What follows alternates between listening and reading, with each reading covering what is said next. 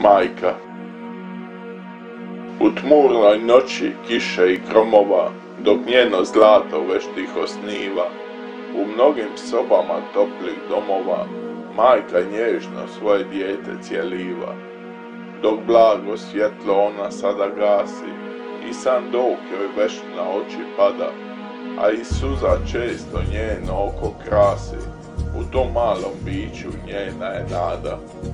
I kolike noći spremna je bit budna, dok snijeg prhke sve na polju ledi, neka svijetli ona svjetlost čudna, dok joj s godinama kosa više sjedi.